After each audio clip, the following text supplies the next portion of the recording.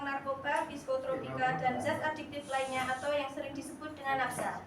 Baik, perkenalkan saya Aida Jihan selaku moderator dari kelompok 4. Dan di sini saya tidak sendiri, saya bersama rekan-rekan saya. Yang pertama ada Alfi selaku pemateri, yang kedua ada Nafa, yang ketiga ada Tati, yang ketiga ada Nina, dan ada Zahra, dan ada Afifah.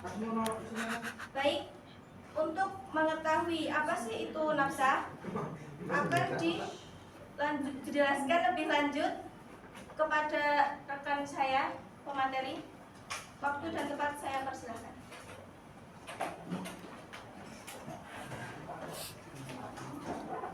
Baik, terima kasih teman-teman. Saya akan menjelaskan tentang apa itu nafsa. Nafsa adalah singkatan dari narkotika, psikotropika, dan zat aktif lainnya. Nafsa merupakan zat yang dapat mempengaruhi fungsi otak dan sistem saraf pusat sehingga menimbulkan perubahan perilaku, suasana hati, dan kesadaran seseorang. Penggunaan nafsa tanpa pengawasan medis dapat menyebabkan ketergantungan dan kerusakan kesehatan. Jenis-jenis nafsa ada narkotika, itu menghilangkan rasa nyeri dan menimbulkan ketergantungan. Kedua, psikotropika, mengubah aktivitas mental dan perilaku. Dan yang terakhir ada zat adiktif lainnya, zat yang menyebabkan ketergantungan fisik dan psikis. Terima kasih. Silakan lanjut untuk yang selanjutnya.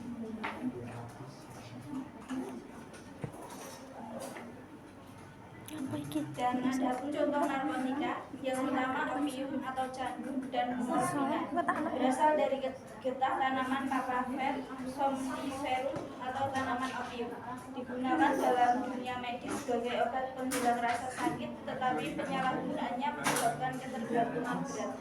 Yang kedua heroin atau butau dan ganja atau marijuana. Heroin adalah turunan morfina yang sangat adiktif. Ganja mengandung THC atau tetrahydrocannabiol yang mempengaruhi kesadaran dan persepsi seseorang. Dan contoh psikotropika, ekstasi atau MDMA menimbulkan perasaan senang dan energi berlebih tetapi bisa merusak otak. Sabu-sabu atau metamfetamin menstimulasi otak secara berlebihan menyebabkan insomnia, paranoia, dan kecanduan. LSD menimbulkan halusinasi dan gangguan persepsi terhadap kenyataan.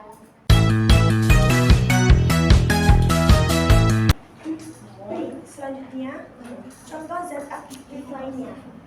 Yang pertama rokok yang mengandung nikotin, alkohol, lem, tiner, atau bensil yang mengandung inhalan.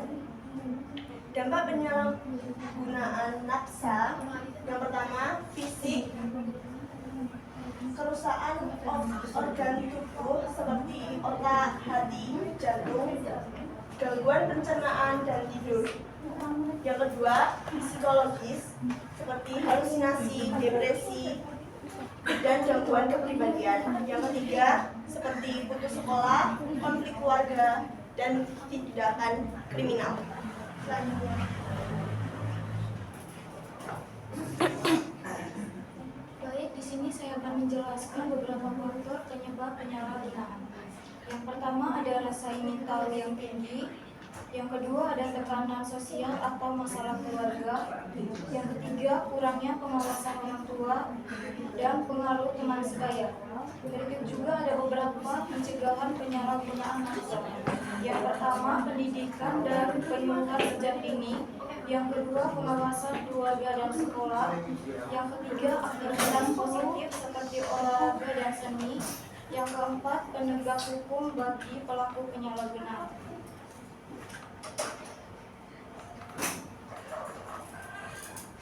Selanjutnya ada peran masyarakat dan pemerintah. Ada masyarakat melaporkan jika ada penyalahgunaan, sama ada pemerintah menyediakan layanan rehabilitasi, sosialisasi, layanan narkoba, dan penegakan hukum melalui BNN. sekolah edukasi tentang bahaya nafsa dalam kurikulum. Kita dapat simpulkan ya teman-teman, nafsa adalah zat yang dapat mengubah fungsi otak dan perilaku manusia. Penyalahgunaannya menimbulkan dampak serius bagi kesehatan fisik, mental, dan sosial. Faktor utama penyebabnya ialah kurangnya pengawasan, pengaruh lingkungan, dan rasa ingin tahu. Pencegahan harus dilakukan sesuai edukasi, pengawasan keluarga, serta penegakan hukum dengan kesadaran dan gaya hidup sehat. Kita dapat terhindar dari bahaya nafsa dan menjaga masa depan yang lebih baik lagi. Saya Lintang Nurlita dari kelompok 1 izin bertanya, apa perbedaan jenis narkoba yang beredar di pasaran? Memberikan saya kesempatan untuk menjawab pertanyaan.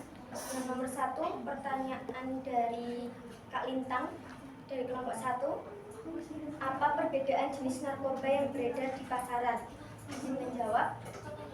Perbedaan jenis narkoba terletak pada kandungan kimia, cara kerja, dan efeknya terhadap tubuh. Misalnya, kokain merangsang sistem saraf pusat, sedangkan heroin menekannya.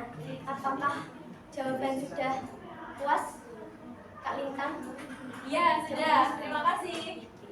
Saya Mei dari kelompok 2 izin bertanya. Jelaskan dampak penggunaan nafsa terhadap kesehatan fisik seseorang.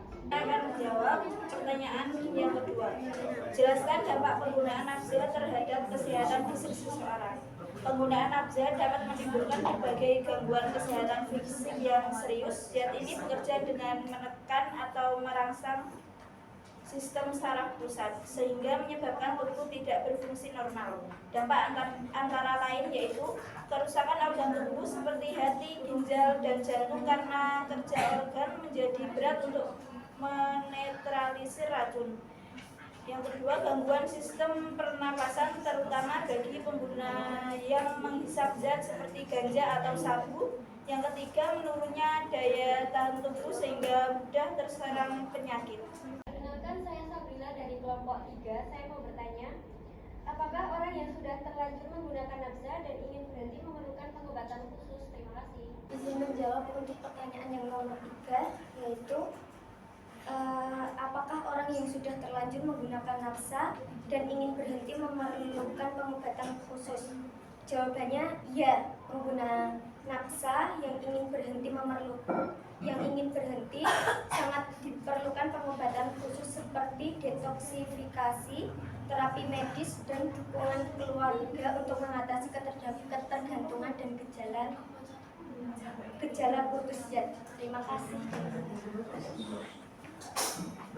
Baik, terima kasih atas pertanyaan yang telah diberikan. Berikut presentasi yang dapat kita sampaikan tentang materi nafsa. Ada kurang lebihnya mohon maaf. Wassalamualaikum warahmatullahi wabarakatuh. Waalaikumsalam.